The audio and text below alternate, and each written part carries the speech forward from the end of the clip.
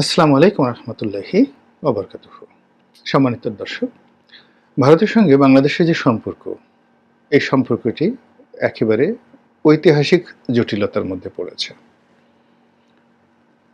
আমরা যখন দেশ বিভক্তির পর ৪৭-এর পর পাকিস্তানের একটি প্রদেশ রূপে ব্রিটিশ ভারত থেকে স্বাধীনতা অর্জন করলাম, ঠিক সেই সময় থেকে ভারতের সঙ্গে আমাদের একটা সম্পর্ক, দাকুমড়ার যে সম্পর্ক সেটা যাচ্ছে। তারপর যখন স্বাধীন হলাম, পরিপূর্ণভাবে স্বাধীন হলাম, স্বতন্ত্র এবং সার্বভৌম রূপে, তখন থেকেও তাদের সঙ্গে আমাদের একটা জটিল সম্পর্ক যাচ্ছে। কখনো ভালো, কখনো মন্দ, কখনো দা, কখনো কুমড়া, কখনো বড় ভাই, কখনো স্বামী, নানা উপাধিতে আমরা ভারতের যে সাম্রাজ্যবাদ, সেই সাম্রাজ্যবাদী যে মনোভাব, তার বিরুদ্ধে প্রতিবাদ করেছি। ভারতের যে সাহিত্য এবং সংস্কৃতির যে বিপ্লব, সেটার বিরুদ্ধে যুদ্ধ করেছি এবং তাদের যে দৃষ্টিভঙ্গি, তার বিরুদ্ধে কিন্তু আমরা রুখে দাঁড়িয়েছি। কিন্তু অবাক করার ব্যাপার হলো যে হাজার বছরের ইতিহাসে জনগণ ভারতকে যেভাবেই ঘৃণা করুক না কেন, কিন্তু যারাই শাসন ক্ষমতায় বসেছে, সিংহাসনে বসেছে, তারাই দিল্লির তখত বা দিল্লির যে সিংহাসন, সেই সিংহাসনের প্রতি আনুগত্য প্রকাশ করার চেষ্টা করেছে। এবং এক্ষেত্রে আমরা যারা সাধারণ জনগণ, আমরা সবসময় কিন্তু প্রতারিত হয়েছি। অর্থাৎ আমাদের আবেগ এবং অনুভূতিকে ব্যবহার করে বেশিরভাগ ক্ষেত্রে আমাদের দেশের রাজাবাদশারা সেই সুলতানি আমল থেকে শুরু করে সবসময়টিতে তারা মসনদে বসেছে। আর মসনদে বসে প্রথম যে কাজটি করেছে সেটি হলো আমাদের যে কষ্টার্জিত শ্রম এবং শ্রমের ফসল, এই সবই স্বর্ণ মুদ্রায় রূপান্তরিত করে তারা দিল্লির কোষাগারে জমা দিয়েছে। সেটা ফখরুদ্দিন মোবারক শাহের আমল বলুন, গিয়াসউদ্দিন আজম শাহের জমানা বলুন, মুর্শিদ কুলি খান কিংবা নবাব সিরাজউদ্দৌলা, সব জমানাতেই এই বাংলার অর্থ দিল্লিতে গিয়েছে। এবং আমাদের যে স্বাধীনতা এবং সার্বভৌমত্ব, এটি দিল্লির দয়া দাক্ষিণ্যতার উপর যেভাবে নির্ভর করেছে, এবং দিল্লির দুর্বলতা এবং উদাসীনতার উপরও অনেক সময় নির্ভর করেছে। মুর্শিদ কুলি খান, শায়েস্তা খান, আলিবর্দী খান এবং সিরাজউদ্দৌলা। সিরাজউদ্দৌলার পর বলতে গেলে মীর জাফর, মীর জাফরের পর মীর কাসিম, আবার মীর জাফর, এবং সেই মীর জাফরের পর লর্ড ক্লাইভ সরাসরি শাসন ক্ষমতা নিয়ে নিলেন। তো যখন সেই একদম ব্রিটিশদের অধীনে আমরা চলে গেলাম, তখন একটা ভিন্ন ইতিহাস তৈরি হলো। তার আগে এই যে আমরা বললাম যে একেবারে নবাব সিরাজউদ্দৌলা সময় থেকে সময়কাল পর্যন্ত আমরা আসলে ভোলে ভালে হয়ে দিল্লির দাসত্বই সবসময় আমরা মেনে নিয়েছি।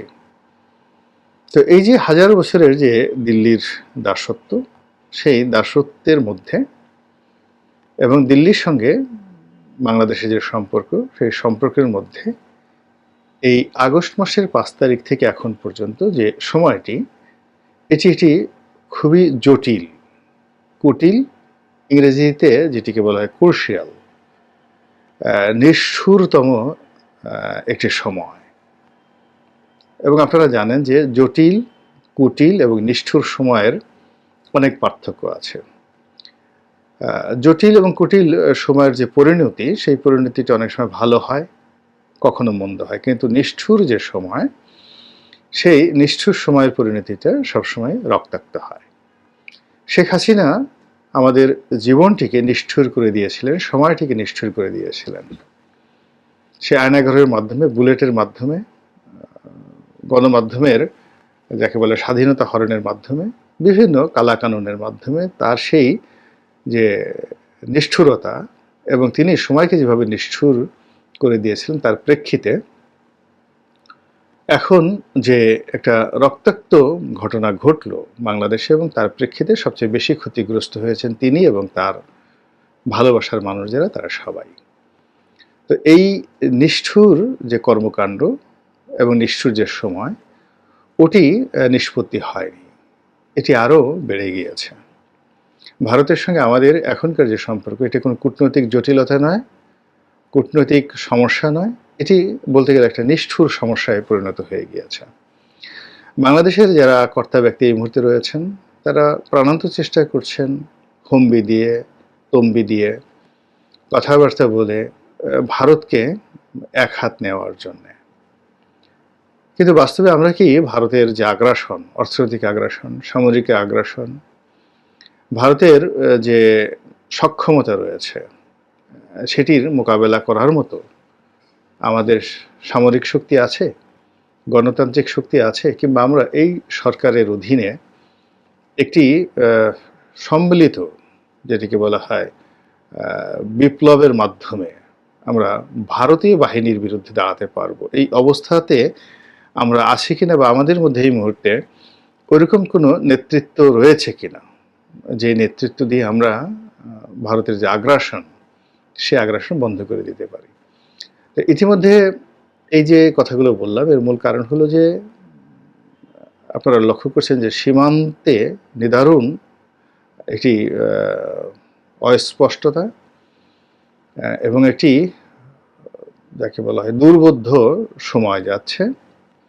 সীমান্তের ওপারে এমন কিছু ঘটনা ঘটছে ভারতীয় ভূখণ্ডে, যেগুলো ভারতও ঘটাতে পারে, ইচ্ছা করে ভারত ঘটাতে পারে। বাংলাদেশের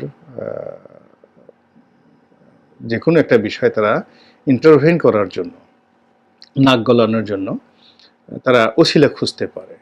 এই যে মণিপুরে যে সাম্প্রতিক সময় সন্ত্রাস হলো, সেখানে কুকি বিদ্রোহীরা যেভাবে সাবেক একজন যাকে বলা হয় মুখ্যমন্ত্রীর বাড়িতে আক্রমণ চালালো, যেভাবে গ্রেনেড ব্যবহার করলো, যেভাবে তারা ড্রোন ব্যবহার করলো, এবং যেভাবে আরও খুব ভারী ভারী যুদ্ধাস্ত্র, যেগুলো সাধারণত আফগানিস্তানে ব্যবহার করা হয়, তালেবানরা ব্যবহার করেছে, তো সেইগুলো মানে যেগুলোকে রকেট লঞ্চার বলা হয়, তো সেই রকেট লঞ্চার ব্যবহার করার যে ঘটনা, ভারতীয় সেই বিদ্রোহীদের মধ্যে এটা নজিরবিহীন ঘটনা। তো সেই রকেট লঞ্চার ব্যবহার করে মণিপুর এখন রীতিমতো অশান্ত এবং জ্বলছে। এবং এই ঘটনা যখন মণিপুরে ঘটল, তার কয়েকদিন আগে আমরা ভারতের যে প্রতিরক্ষা মন্ত্রী রাজনাথ সিং, তার একটি বক্তব্য, যে বক্তব্য তিনি বাংলাদেশকে ইন্ডিকেট করে ভারতীয় সেনাবাহিনীকে যুদ্ধের প্রস্তুতি নেওয়ার জন্য তিনি নির্দেশ দিয়েছেন। সরাসরি বাংলাদেশকে তিনি বলেননি, কিন্তু তিনি যেভাবে ইন্ডিকেট করেছেন তাতে স্পষ্টতই যে বাংলাদেশের সঙ্গে একটি যুদ্ধাবস্থা যদি তৈরি হয়ে যায়, সেক্ষেত্রে ভারতীয় বাহিনীকে তিনি যুদ্ধের প্রস্তুতি নেওয়ার জন্য নির্দেশ দিয়েছেন।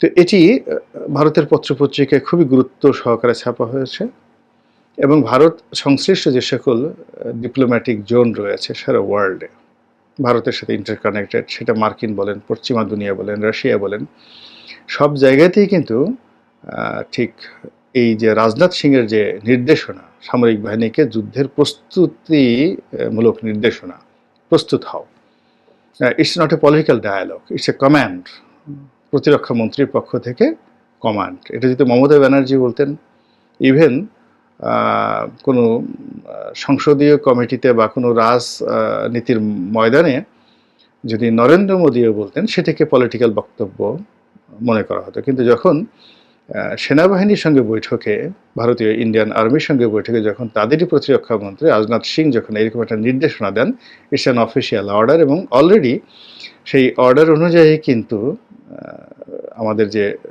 সীমান্ত সংলগ্ন যে সকল রাজ্য রয়েছে, সেখানে যে মিলিটারি বেজগুলো রয়েছে, সেই মিলিটারি বেজে রেড অ্যালার্ট জারি করা হয়েছে। এবং এই রেড অ্যালার্টের প্রেক্ষিতে হতে পারে, নাও হতে পারে, অন্য কোনো কারণ হতে পারে, কিন্তু আমেরিকাও বাংলাদেশকে লাল তালিকাভুক্ত করেছে। It's a dangerous thing. Doctor Mohammad ইউনূসের সঙ্গে আমেরিকার সম্পর্ক দহরম মহরম ইত্যাদি আমরা অনেক কিছু জানি এবং আমরা শুনি এবং আমরা স্বপ্নও দেখি। আমাদের দেশের মানুষ বেশিরভাগই কল্পনা করতে পছন্দ করে, স্বপ্ন দেখে পছন্দ করে এবং মানুষদের মধ্যে কিন্তু ইতিবাচক চিন্তাভাবনাই বেশি। তো ডক্টর ইউনূসকে নিয়ে আমাদের যে স্বপ্ন, সেই স্বপ্নের উপর আমেরিকার যে লাল তালিকা, সেই লাল তালিকাটি এই মুহূর্তে অনেকটা চপেটাঘাত।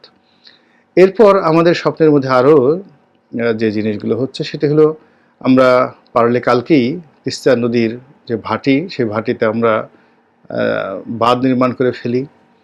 আমরা পারলে এখনই ডক্টর ইউনূসকে প্রধান সেনাপতি করে আমরা সেই নরেন্দ্র মোদীর বিরুদ্ধে সেই কূটনৈতিক যুদ্ধ আরম্ভ করে আজকেই আমরা আমাদের পানির তিস্তার যে ন্যায্য হিস্সা সেটা আমরা আদায় করে নিয়ে আসি। আমাদের মধ্যে এমন একটা ভাব চলে এসেছে, অনেক বিশেষ করে তরুণ তুর্কি যারা, তারা ডক্টর মোহাম্মদ ইউনূসের বিভিন্ন বক্তব্য হয়তো তিনি বলেছেন, হয়তো তিনি বলেননি, সেগুলো নিয়ে আমরা খুব উৎসাহিত। যেমন আমাদের স্বরাষ্ট্র উপদেষ্টা তিনি বলেছেন যে সীমান্তে পিঠ দেখানো চলবে না বিজিবিকে, এবং পিঠ দেখানো মানে কি, বুক দেখাতে হবে, তাদের সঙ্গে যুদ্ধ করতে হবে। এই কথা এখানে তরুণ তুর্কিদের শরীর এবং মনে অনেকটা আগুন ঢেলে দিয়েছে। এরপর ভারতের যে পিটিআইয়ের সঙ্গে যে সাক্ষাৎকার ডক্টর মোহাম্মদ ইউনূসের, এবং সেই সাক্ষাৎকারে তিনি শেখ হাসিনা নিয়ে যে সকল কথা বলেছেন, ভারতকে ইঙ্গিত করে যে সকল কথা বলেছেন, সেটা ভারতে খুবই নেতিবাচক প্রতিক্রিয়া তৈরি করেছে বটে, কিন্তু আমাদের দেশে যারা তরুণ তুর্কি তাদের মধ্যে ভীষণ রকমের একটা মানে এটাকে কি বলবো, জোশ, একটা ভীষণ রকম জোশ তৈরি করে ফেলেছে যে না, নেতা তো যদি কাউকে হতে হয় তাহলে ডক্টর ইউনূসের মতোই হতে হয়। এই বয়সে তিনি যেভাবে হুঙ্কার দিলেন তাতে দিল্লির মসনদ কাঁপছে। তো এই যে আমাদের যে আবেগ এবং আমাদের যে অনুভূতি, তার বিরুদ্ধে যে রাজনাথ সিংহের যে যুদ্ধের হুমকি, এটি আগামী দিনগুলোতে কিভাবে আমাদের রাজনীতিতে ইতিবাচক বা নেতিবাচক প্রতিক্রিয়া তৈরি হবে। সর্বশেষ যেটা আমরা দেখলাম, এনডিটিভির একটা সাক্ষাৎকার দেখলাম, জনৈক ভারতের খুব পলিটিক্যাল অ্যানালিস্ট, নাম করা পলিটিক্যাল অ্যানালিস্ট, আবার প্রায় এনডিটিভির সঙ্গে তিনি কন্টিনিউয়াসলি 35 মিনিট এক্সক্লুসিভ সাক্ষাৎকার দিয়েছেন। তো ভারতে এনডিটিভিতে 35 মিনিট এক্সক্লুসিভ সাক্ষাৎকার দিতে পারেন বা নেওয়া হয়, তিনি আর যা হোক না কেন আমার মতো সাধারণ সেই বিশ্লেষক নন, তিনি ভারতের ওইরকম একটা থিঙ্ক ট্যাঙ্ক। তো তার যে বক্তব্য, সে বক্তব্য হলো যে শেখ হাসিনাকে ভারত গ্রহণ করেছে এবং শেখ হাসিনাকে বাঁচিয়ে রাখা ভারতের ইজ্জতের ব্যাপার, সম্মানের ব্যাপার, এবং শেখ হাসিনার পক্ষ অবলম্বন করা, তাকে রিল্যাক্স মুডে রাখা, এটা ভারতের পররাষ্ট্র নীতির প্রধানতম লক্ষ্য। এবং এই কাজটি ভারত যে প্রথম করেছে তা নয়, তারা দালাই লামার সঙ্গে করেছে, নাজিবুল্লাহ যে আফগানিস্তান নাজিবুল্লাহ ছিলেন তার পরিবারের সঙ্গে করেছে, এবং শুধু করেনি, পরবর্তীতে ট্রাভেল পাস দিয়ে দালাই লামা এবং নজিবুল্লাহর যে ফ্যামিলি তাদেরকে সারা দুনিয়া ঘোরার সুযোগ দিয়েছে এবং তাদের যে পলিটিক্যাল অ্যাক্টিভিটি এগুলো করার সুযোগ দিয়েছে। তো সেক্ষেত্রে শেখ হাসিনার ক্ষেত্রেও অতীতের যে সকল দালাই লামা বা আফগানিস্তানের যে নজিবুল্লাহ, তার পরিবারের সঙ্গে ভারত যা করেছে তার সে অনেক বেশি করা হবে শেখ হাসিনা এবং তার পরিবারের যাকে বলা হয় সঙ্গে। এই ধরনের একেবারে ভারতীয় অ্যানালিস্টরা এই ধরনের কথাবার্তা তারা বলছেন। এবং তাই যদি হয় তাহলে আমরা যারা এখানে আবেগ দেখাচ্ছি, এই আবেগের জায়গা থেকে বের হয়ে আমাদের বিবেককে জাগ্রত করতে হবে এবং আমাদের যতটুকু শক্তি এবং সামর্থ্য রয়েছে সেই সামর্থ্য অনুযায়ী বাস্তব কথা বলতে হবে এবং বাস্তব চিন্তা করতে হবে। এবং এই মুহূর্তে ভারতের যে আগ্রাসন, সেই আগ্রাসন থেকে যদি আমাদের বাঁচতে হয় তাহলে আসলে জনমত ছাড়া আমাদের আসলে এই মুহূর্তে কোনো রকম শক্তি নেই। একমাত্র জনগণ যদি হাতে লাঠি তুলে নেয় ভারতের বিরুদ্ধে এবং রাস্তায় নেমে আসে, কেবলমাত্র তখনই সম্ভব। কিন্তু ভারতের টিয়ার, গুলি কিংবা ভারতের বিমান বাহিনীর সেই বোমারু বিমান, এগুলোর কথা আমরা বাংলাদেশে বসে এই মুহূর্তে কল্পনাই করতে পারি না। এই কারণ হলো যে আমরা খুব রাতারাতি অনেকে হয়তো খুব আবেগ দেখাচ্ছি, কিন্তু এই কয়দিন আগে মানে আমাদের যারা অনেক মহাবীর আমাদের দেশের ইদানিংকাল দেখবেন বের হয়ে এসে আর তারা অনেক বীরত্ব দেখাচ্ছে। তো তারা শেখ হাসিনার মানে হয়াকারে হা উচ্চারণ করবে এবং সেই হায়ের সঙ্গে একটা বাজে শব্দ উচ্চারণ করবে, এই ক্ষমতা 4 তারিখ পর্যন্ত এই বাংলাদেশে কারো ছিল না। আমরা যারা 2-1 জন আছি এই বাংলাদেশে, আমি আছি, ফরহাদ মাজাহার সাহেব আছেন, তারপর এই তো ফরহাদ মাজাহার সাহেব, এরকম আরো 2-4 জন হাইয়েস্ট এরকম যাদের কথাবার্তা বলেছেন। আর বিদেশ থেকে যারা বলেছেন তারা তো নিরাপদ দূরত্বে এখনও বলতে পারছেন, আগেও বলতে পেরেছেন। কিন্তু বাংলাদেশে বসে শেখ হাসিনার ক্ষমতা নিয়ে, বঙ্গবন্ধুর পরিবার নিয়ে আপনি দেখান তো একটা ভিডিও ফুটেজ বা একটা ফেসবুক স্ট্যাটাস ওরকম কার আছে এখন যারা বড় বড় সাহসী কথাবার্তা বলছেন। 2 নম্বর হলো যে এই হারুন, ভাতের হারুন আমরা গালাগালি করছি এবং হারুনকে নিয়ে বিভিন্ন রকম অশ্লীল শব্দ বলছি, কিন্তু এই হারুনের ভয়ে আমাদের দেশের যে বড় বড় মানুষ কিভাবে থরথর করে কাঁপত। এমনকি এই যে 6 জন সমন্বয়কে ধরে নেওয়া হলো, তো 6 জন সমন্বয়কে ধরে নেওয়ার পর তাদেরকে ভাতের টেবিলে বসে খাওয়ানো হলো। তারা বিবৃতি দিলেন, লিখিত বিবৃতি দিলেন যে তারা স্বেচ্ছায় সেখানে আছেন, নিরাপত্তা চেয়েছেন। তাদের পরিবার পরিজনকে ডেকে নেওয়া হলো, তারাও বাইরে এসে হাসি মুখে বললেন যে না, তারা ভালো আছে, ইত্যাদি ইত্যাদি। তো বুঝলেন যে হারুনের চাপ সেখানে কোন পর্যায়ে ছিল। তো এখন ওই ডিবি অফিসে কিন্তু অনেককেই নিয়ে যাওয়া হয়েছে। আমাকে নিয়ে যাওয়া হয়েছে 2013 সনে।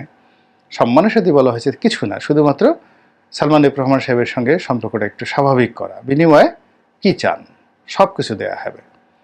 তো আমরা তো কোথাও লিখিত দেইনি, বা আমরা তো সেই ওই আমলে মানে এমপি হয়ে জেলের ভাত খেয়েছি বা জেলে গিয়েছি, কিন্তু আমরা তো ওই ডিবি অফিসের সঙ্গে কখনো নেগোসিয়েশন করিনি। কিন্তু দেখা গেল যে শেখ হাসিনার ভয়ে এখন ওই ডিবি অফিসে গিয়ে কে না কাণ্ড করেছেন, বড় বড় নেতাকে ধরে নিয়ে মাথা ফাটিয়ে দিয়ে তারপরে আবার তাদেরকে ভাত খাইয়ে ছবি তুলে পাঠিয়ে দেওয়া হয়েছে। এরকম ঘটনা ঘটেছে। তো এই হলো বাস্তবতা, দিস ইজ দ্য রিয়েলিটি, যে আমরা আসলে কিভাবে ভয় পাই, আমরা কিভাবে ভয় পাই। তো সেই ক্ষেত্রে বাংলাদেশের পুলিশ আমাদের ভাই, আমাদের বন্ধু, আমাদের আত্মীয়, বাংলাদেশের আর্মি আমাদের ভাই বন্ধু আত্মীয়, এখানের ডিজিএফআই, এখানের এনএসআই, এখানে ছাত্রলীগ, এখানের যুবলীগ, যাকে যেই বলি না কেন, এরা তো আমাদেরই এই ভূখণ্ডের মানুষ। তাদের ভয়ে যেখানে আমরা কম্পমান, সেখানে বিদেশি শক্তি আমাদেরকে সেই যদি আক্রমণ করে, সেক্ষেত্রে আমরা আসলে তার জন্য কতটা মানসিক প্রস্তুতি আমরা নিয়েছি সেটা আগে জানতে হবে, বোঝার চেষ্টা করুন। যে পাকিস্তানি আর্মি 1971 সনের, মানে কষ্টও লাগে হাসিও পায়। তো 7.5 কোটি বাঙালি, খুবই দরিদ্র বাঙালি। তো পাকিস্তান আর্মি 25 তারিখে রাত্রে এই আমাদের রাজারবাগ পুলিশ লাইনে হামলা চালালো এবং ঢাকার কয়েকটি এলাকাতে ব্লক রোড, বেশি না অল্প কয়েকটি এলাকায়, তার মধ্যে জগন্নাথ হলে তারা তাণ্ডব চালালো। এই ঘটনায় বঙ্গবন্ধু সে আত্মসমর্পণ করে তিনি গ্রেপ্তার বরণ করে চলে গেলেন, তার বিরুদ্ধে যেন আবার রাষ্ট্রদ্রোহ মামলা না হয়। আর এই বাংলাদেশ থেকে প্রায় 1.5 কোটি লোক উইদিন 7 days সীমান্ত পাড়ি দিয়ে তারপর তারা কলকাতা আগরতলায় তারা চলে গেল, সীমান্ত খুলে দেওয়া হলো। প্রায় 1.5 কোটি মানুষ, ভারত বলে 2 কোটি, আমরা 1 থেকে 1.5 কোটি বলি। এর মধ্যে দেখেন এমন বুড়ো মানুষও আছে, বুড়িও আছে, যাদের বয়স 80 বছর পার হয়ে গেছিল। আজকে দেখবেন যে লাঠি নিয়ে সে পালাচ্ছে। একজন এক বুড়ি এভাবে পালাচ্ছে, এটা নিয়ে অনেক দুষ্টামি হয় যে বুড়ি তুমি পালাচ্ছ কেন, বা আপনি পালাচ্ছেন কেন। তো রাজাকাররা তো সাধারণত আলবদ রাজাকার বা পাকিস্তানি আর্মি তো কোনো বুড়া মানুষের কিছু বলে না, বা ওই যুবক যুবতীদেরকে সাধারণত তারা শ্লীলতাহানি করে। তা তুমি পালাচ্ছ কেন? তো সে বলতেছে যে আর্মিতে কি বুড়া মানুষ নাই? আপনি বোঝার চেষ্টা করেন যে এই হলো আমাদের দেশের যে ঘটনা। যা হোক, এখন এই যে ভারত যা কিছু করছে, এটাকে নিয়ে আমার ব্যক্তিগত অনুরোধ সকলের প্রতি যে এটি নিয়ে আমাদের মধ্যে যারা মিলিটারি এক্সপার্ট রয়েছেন, সাবেক সামরিক কর্মকর্তা রয়েছেন, বর্তমান রয়েছেন, এগুলো নিয়ে খোলামেলা আলোচনা হওয়া উচিত। পলিটিক্যাল অ্যানালিস্ট যারা রয়েছেন, ইকোনমিস্ট যারা রয়েছেন, যারা ভারতের যে কোনো সম্ভাবনাময় নিষ্ঠুরতাকে মোকাবেলা করার জন্য আমরা সর্বোচ্চ কী প্রস্তুতি নিতে পারি, সেই প্রস্তুতি নিয়ে যদি আমরা এগিয়ে থাকি তাহলে ভারত ভয় পাবে, অন্যথায় আমরা ভয় পেয়ে যাব। আল্লাহ আমাদের সবাইকে হেদায়েত দান করুক এবং হেফাজত করুন। আসসালামু আলাইকুম রহমতুল্লাহি ওয়া বারাকাতুহু।